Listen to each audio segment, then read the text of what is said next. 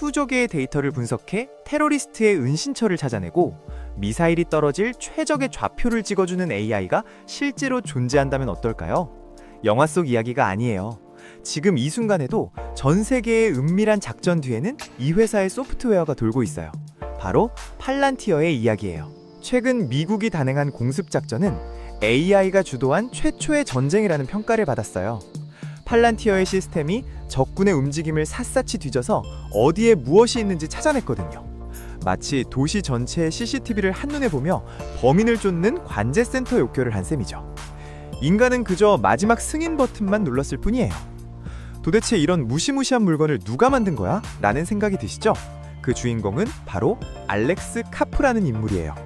그런데 이 사람, 우리가 흔히 생각하는 차가운 기술자나 냉철한 사업가의 모습과는 거리가 한참 멀어요.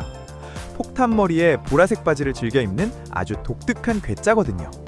그는 운전도 할 줄 몰라서 걸어서 출퇴근하고 집도 차도 없는 히피 같은 삶을 살아요. 그런데 그가 다루는 기술은 국가 안보의 핵심 중의 핵심이죠. 과연 이 철학 박사 출신의 괴짜 CEO는 어떻게 세계 경제와 전쟁의 판도를 바꾸는 인물이 되었을까요? 사실 카프는 원래 사업가가 될 생각이 전혀 없었어요. 부모님은 물질적 풍요를 거부하는 히피였고 본인은 미국에서 법학, 독일에서는 철학 박사학위를 땄거든요. 기술학위도 없고 정부 인맥도 없는 실리콘밸리의 완전한 아웃사이더였던 셈이죠. 그런 그에게 뜻밖의 재능이 있었는데 바로 사람을 홀리는 말솜씨와 투자 감각이었어요. 할아버지의 유산으로 투자를 시작했는데 이게 대박이 난 거예요. 그러다 스탠퍼드 로스쿨 동기인 피터 틸을 만나게 됩니다. 페이펄의 창업자로 유명한 그 피터 틸 맞아요. 2001년 9.11 테러는 이들의 인생을 바꿔놓았어요. 피터 틸은 페이펄에서 사기꾼을 잡아내던 기술로 테러를 막을 순 없을까 고민했죠. 그는 이 거창하고 위험한 프로젝트를 이끌 적임자로 절친인 카프를 지목했어요. 카프는 이 제안을 받아들이며 회사의 이름을 팔란티어라고 지었어요. 소설 반지의 제왕에서 모든 것을 꿰뚫어보는 수정구슬의 이름 팔란티르에서 따왔죠. 그는 자신의 사명이 주인공들의 고향인 샤이어를 지키는 것이라고 말해요. 여기서 샤이어는 바로 우리가 사는 세상을 뜻하는 거죠. 하지만 처음엔 아무도 이들을 믿지 않았어요. 철학자가 만드는 보안 소프트웨어라고 라며 비웃었죠. 투자자들도 모두 등을 돌렸을 때 유일하게 손을 내민 곳이 있었어요. 바로 미국 중앙정보국 CIA였죠. 그들은 카프의 천재성과 진심성을 알아본 거예요. 팔란티어의 핵심 무기는 고담이라는 프로그램이에요.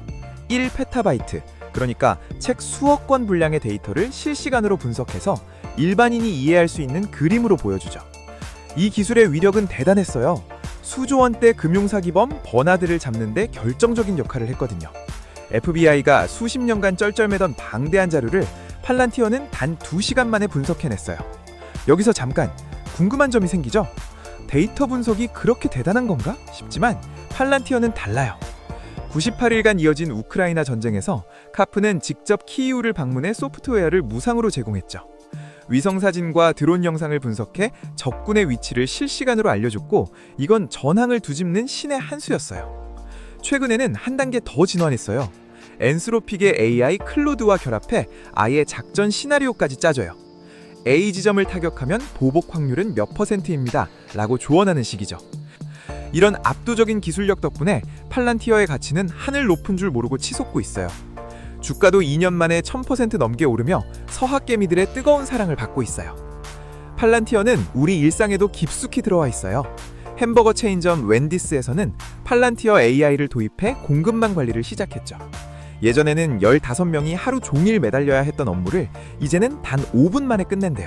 정말 엄청난 평상성 혁명이죠. 여기서 우리는 중요한 질문을 던지게 돼요. 내 일자리도 AI가 뺏어가는 거 아니야? 라는 걱정 말이죠. 하지만 카프의 생각은 달라요.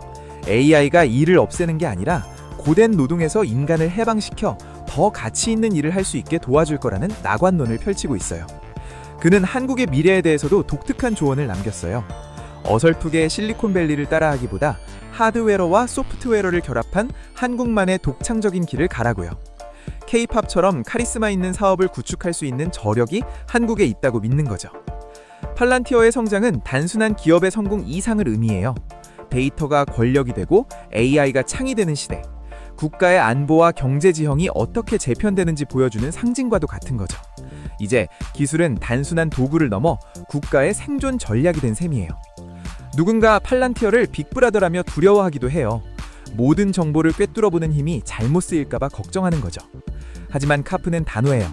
강한 군사력과 기술력이 뒷받침되어야만 평화를 지킬 수 있다는 힘을 통한 힘들력을 굳게 믿고 있거든요. 보라색 바지를 입고 세계 최고의 살상용 AI를 진두지휘하는 철학자 CEO. 그의 모순적인 모습이야말로 어쩌면 우리가 마주한 AI 시대의 본질일지도 몰라요. 기술은 차갑지만 그것을 휘두르는 철학은 결국 인간의 몫이니까요. 자, 여러분은 어떻게 생각하시나요?